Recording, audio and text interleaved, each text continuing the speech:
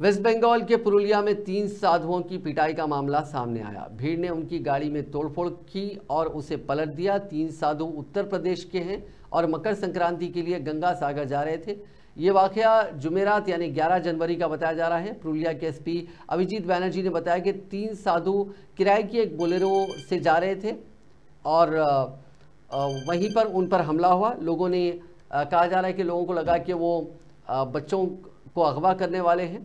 आखिरकार कुछ लोगों ने बीच बचाव करके उन साधुओं को बचाया। पुलिस ने इस सिलसिले में अब तक 12 लोगों को गिरफ्तार किया है।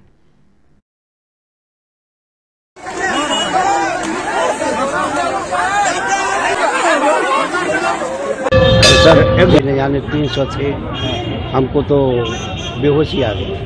उन लोगों ने बुढ़वा है कि लड़की लेके भाग रहे थे, क्या बोलेंगे आप? नहीं, कुछ नहीं। वो भी बेटियां आई, हम लोगों से माफ़ी मांगने लगी।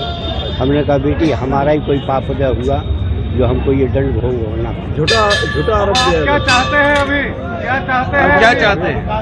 अब सर हम कुछ नहीं चाहते हैं, क्योंकि हम तो रास्तागीर संत हैं। इन लोग क्या है उसका पनिशमेंट चाहते हैं, शास्ति चाहते हैं।